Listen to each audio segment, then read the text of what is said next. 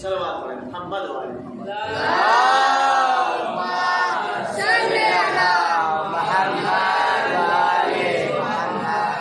تو جناب امام حسن مجتبی اختیار رکھتے ہیں،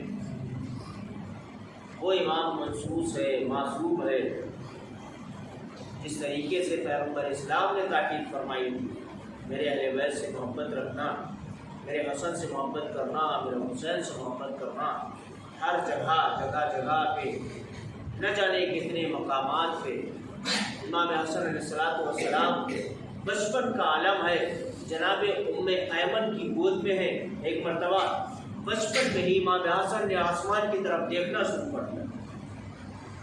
جیسے ہی امام حسن مجتبی نے آسمان کی طرف دیکھنا شروع کر دیا،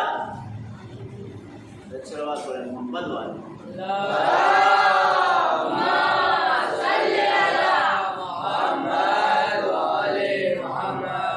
شرط ریکارڈنگ نہیں ہے، بلکہ شرط ہے کہ تمہارے مائنڈ میں ریکارڈ ہونا چاہیے۔ آج شب شہادت امام حسن مجتبی کی اور حضرت محمد مصطفیٰ صلی اللہ علیہ وسلم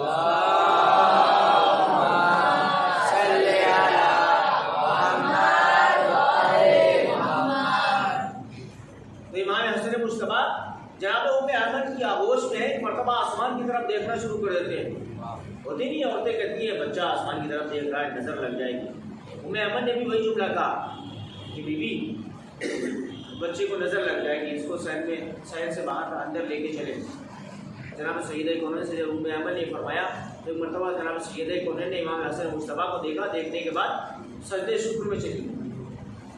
اب ظاہر سی بات ہے ماحول چینج ہو گیا، فضا چینج ہو گئی کہ میں یہ کہہ رہی تھی کہ امام حسن مجتبی آسمان کی طرف دیکھ رہے ہیں، نظر آسمانی نظر لگ سکتی ہے، بچپن ہے ابھی بچے ہیں، اور سیدہ کونین نے امام حسن مجتبی کو دیکھا، دیکھنے کے بعد فوراً جو ہے سجدے میں چلی گئی، شکر ادا کیا۔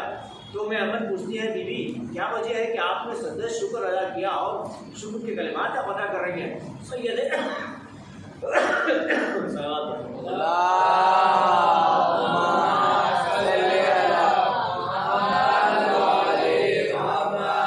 سیدہ کونین نے فرمایا کہ ام ایمن میں نے اپنے فرزند کو دیکھا ہے کہ وہ لوح محفوظ کا مطالعہ کر رہا ہے،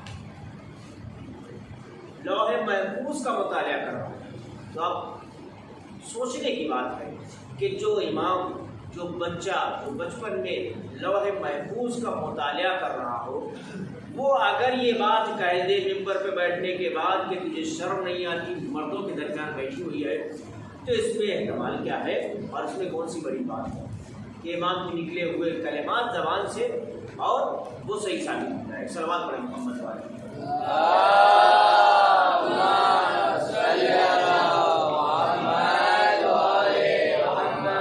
امام حسن مجتبی علیہ السلام کی شخصیت وہ شخصیت کہ جب مدینے میں معاویہ آیا اور آنے کے بعد اس نے لوگوں میں یہ اعلان کرایا کہ جو معاویہ سے ملاقات کے لیے آئے گا اس کو اچھی رقم دی جائے گی۔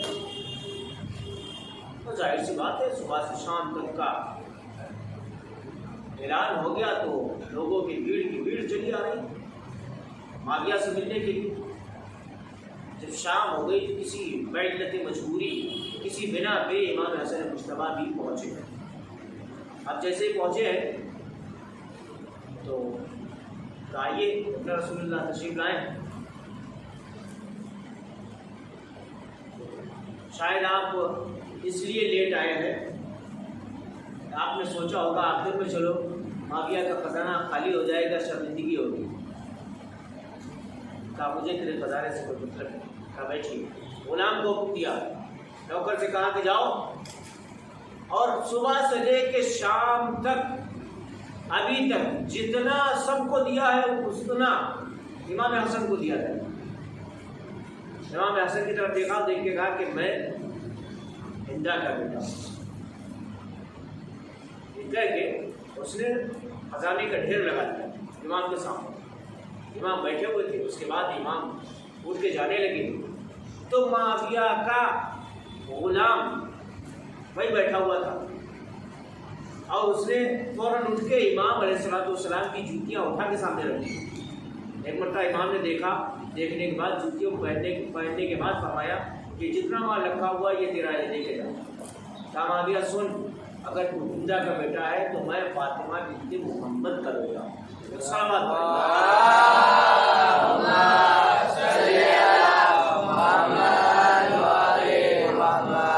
لوگ کہتے نہیں کہ امام حسن اور امام حسین میں فرق تھا، کہ امام حسن نے صلح پسند فرمائی اور امام حسین نے جنگ کو پسند کیا، نہیں، ایسا نہیں ہے، بلکہ اماموں کے درمیان کوئی تضاد نہیں پایا جاتا ہے، کیونکہ پیغمبر اسلام کی حدیث ہے الحسن والحسین امامان قاما او قعدا، امام حسن اور امام حسین دونوں امام ہیں، چاہے ایک صلح کے لیے کھڑا ہو جائے، چاہے صلح کر کے ایک بیٹھ جائے، چاہے ایک جنگ کے لیے کھڑا ہو جائے۔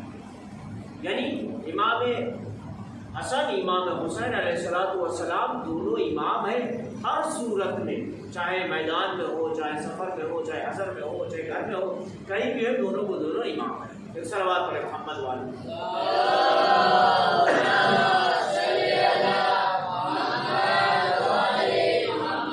دونوں کے درمیان کوئی فاصلہ نہیں ہے، کوئی فرق نہیں پایا جاتا۔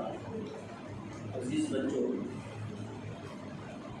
امام حسن علیہ السلام کو بھی زہر دیا گیا اور پیغمبر اسلام کو بھی زہر دیا گیا۔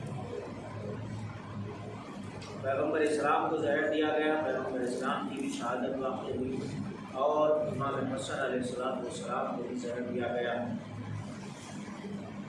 لوگ الزام لگاتے ہیں کہ امام حسن مجتبی شادیاں بہت کیا کرتے تھے، طلاقیں بہت دیا کرتے تھے۔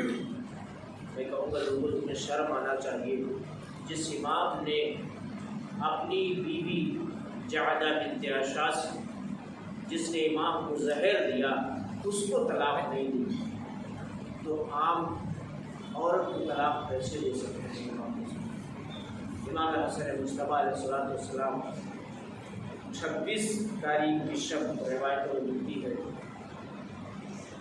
کہ مروان نے لا کے زہر دیا جعدہ بنت اشعث کو، اور وہ زہر اس قدر سنگین تھا، سخت تھا کہ اگر کسی سمندر میں ڈال دیا جاتا تو سمندر کے تمام جانور ایک قطرہ آ کر سمندر میں یہ رات کی تاریکی میں آئی، اور آنے کے بعد اس نے امام اس کے پاس جاتے نہیں تھے، روایت ملتی ہے کہ یہ آئی اور آنے کے بعد اس نے دیکھا کہ امام حسن مجتبی سو رہے ہیں، آرام کر رہے ہیں، دائیں طرف جناب زینب ہے ایک بستر پہ، اپنے بائیں طرف جناب کلثوم بھی ہے، باقی کنیزیں امام کے احترام میں بائیں کی طرف جو ہے آرام کر رہی ہیں۔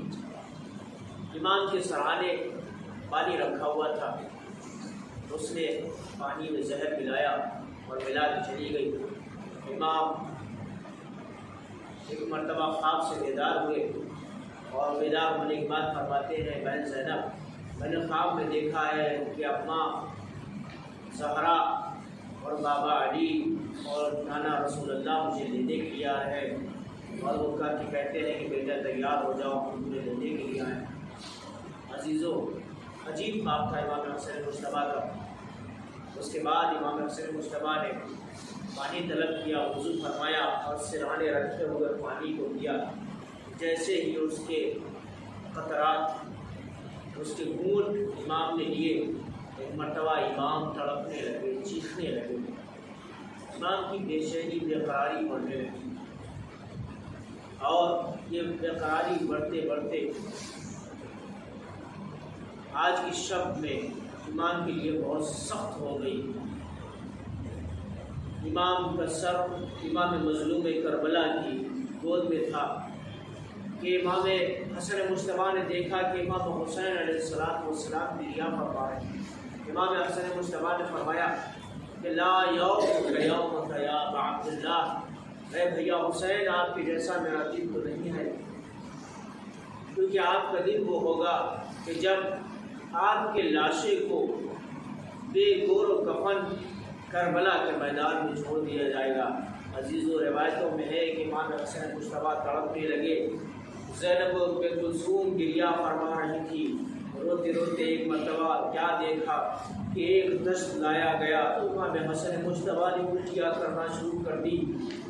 امام کے جگر کے ٹکڑے دست میں گرنا شروع ہو گئے. جیسے امام حسن مجتبیٰ کے جگر کے ٹکڑے گرنا شروع ہو گئے، بہنوں نے اور شور کرنا شروع کر دیا، گریا کرنا شروع کر دیا. میں کہوں گا یا امام حسن مجتبیٰ، آپ کے اس وقت انتقال ہو رہا ہے، آپ بہنوں سے رخصت ہو رہے ہیں، لیکن آپ کے پاس بہنیں موجود ہیں، بھائی موجود ہے، عباس علی اکبر موجود ہے، لیکن مولا امام حسن، مولا امام مظلوم کربلا کو دیکھیے. کربلا کا میدان ہے کہ ایک بہن ٹلے زینبیہ میں کھڑی ہوئی آواز دے رہی ہے، اے عمر سعد، تو دیکھ رہا ہے میرا ماجایا قتل کیا جا رہا ہے، میرا ماجایا ذبح کیا جا رہا ہے. عزیز و امام حسن مجتبیٰ کی شہادت ہو گئی. غسل و کفن دیا امام مظلوم کربلا نے، لے کے چلے، لیکن راستے میں ظالمین نے ایک اشارہ ہوا، امام حسن مجتبیٰ کے جنازے پہ تیروں کی بارش ہونے لگی.